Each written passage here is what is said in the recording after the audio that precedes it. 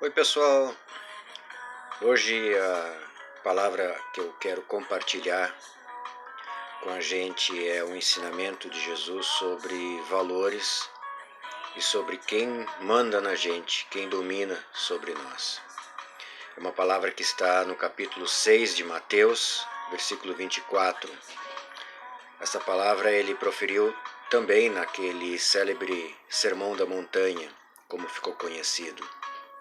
E ele diz assim: Ninguém pode servir a dois senhores, pois odiará um e amará o outro, ou se dedicará a um e desprezará o outro. Vocês não podem servir a Deus e ao dinheiro. Dois senhores, é interessante que ele coloca isso, né? O que é um senhor? A gente tem como costume incutido na nossa mente cristã, e às vezes a gente nem sabe por quê, tratar a Deus como Senhor. No Antigo Testamento, ele foi traduzido por Senhor com as letras maiúsculas, e este Senhor, em português, correspondia ao nome Yahvé em hebraico, ou Jeová, como ficou aportuguesado. Mas depois, para eles não repetirem tanto o nome Yahvé, os escribas hebreus substituíram por Adonai, que era Senhor também, e em português ficou Senhor. Bom, dito isso, Jesus também foi reconhecido e tratado como Senhor pelos seus discípulos, que depois, como apóstolos, ensinaram que Jesus é o nosso Senhor e Salvador. Mas o que é um Senhor? Um senhor é alguém que exerce senhorio sobre a gente. E o que é senhorio? Senhorio é exercido por alguém sobre outro, e este alguém é como que proprietário do outro. É como que proprietário do outro. Diz a Sagrada Escritura que Jesus nos comprou com o seu sangue, nos comprou, nos redimiu, nos adquiriu de volta para si do pecado, e aí se estabeleceu como Senhor sobre nós, desde que, claro, como livre vontade temos, desde que nós o aceitemos e o reconheçamos como Senhor. E quando Jesus falava sobre Senhor, ele se referia a Deus como o Pai, como o grande Senhor, e dizia aos seus discípulos: vocês não podem servir a dois senhores ao mesmo tempo. Popularmente a gente tem o conhecimento de uma frase que diz: a gente não pode sentar em duas cadeiras ao mesmo tempo. Quem tentar fazer isso vai acabar sentando no chão. Ou seja, não temos como dividir a nossa primazia, a nossa prioridade entre dois pontos. Há um momento em que a gente tem que escolher ou um ou outro. Não temos como subir e descer ao mesmo tempo, não temos como ir para a direita ou para a esquerda ao mesmo tempo, não temos como fazer duas coisas bem feitas ao mesmo tempo, e também não temos como ter dois senhores ao mesmo tempo. E aí Jesus diz: vocês não podem servir a Deus e ao dinheiro. Bom, a Deus fica claro que isso quer dizer servir a Deus, ter Deus como nosso Senhor. Mas o dinheiro?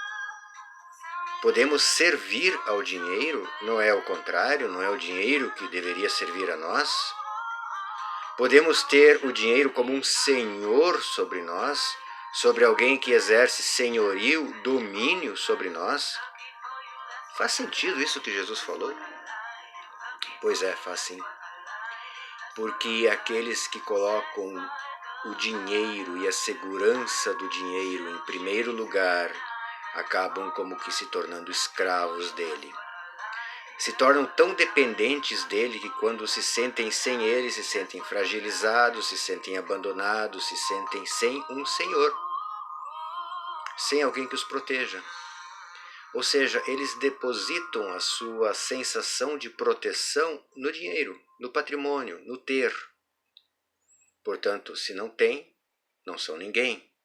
Costuma-se dizer alguém é alguém quando construiu a sua vida, quando construiu seu patrimônio, se costuma dizer estranhamente que temos que ser alguém na vida. Ora, alguém na vida. Como ser alguém na vida, dependendo de patrimônio, dependendo de bens materiais, dependendo de dinheiro, dependendo dos nossos cifrões no banco? Eu gosto muito de uma música que o Frejá, que era integrante do Barão Vermelho, canta. Ele diz assim: desejo que você tenha dinheiro, pois é preciso viver também, mas que ao menos uma vez você diga a ele quem é mesmo o dono de quem. Sim, o Frejá teve uma grande sacada. Ele pegou o cerne da questão, porque o dinheiro, para quem é dependente do dinheiro, para quem larga toda a sua confiança no dinheiro, esse dinheiro acaba sendo o dono da pessoa, e não ao contrário. Vejam bem, nada impede que a gente tenha dinheiro, nem mesmo Jesus falava contra o dinheiro enquanto bem, enquanto patrimônio, desde que a gente pudesse dizer a ele quem é mesmo o dono de quem. Se o dinheiro nos serve, se ele nos é útil, se ele nos é uma moeda de troca, se a gente o usa para fazer girar, se a gente o usa para ajudar, se a gente o usa para o bem, claro, aí o dinheiro nos serve. Nós somos os senhores do dinheiro. Aquele que nós temos, ele nos pertence porque nós o dominamos. Agora, quando nós colocamos a nossa dependência e a nossa segurança no dinheiro, ao invés de colocar a nossa dependência e a nossa segurança em Deus, então o dinheiro acaba não nos servindo, mas nós servimos a Ele. Nós já não nos sentimos seguros sem Ele. Nós já não somos ninguém sem dinheiro. Vejam que coisa mais sutil, mas profunda ao mesmo tempo.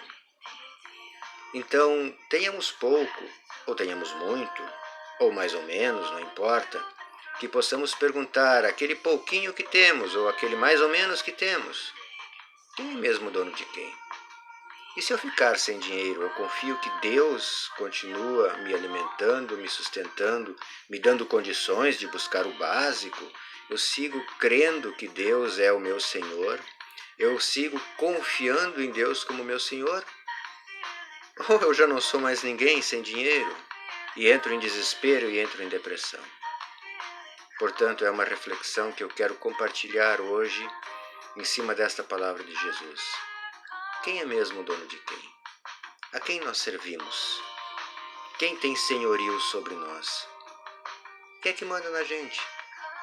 É Deus por seus mandamentos e ensinamentos, e é nele que confiamos, como Jesus dizia, sem mim vocês não podem fazer coisa alguma?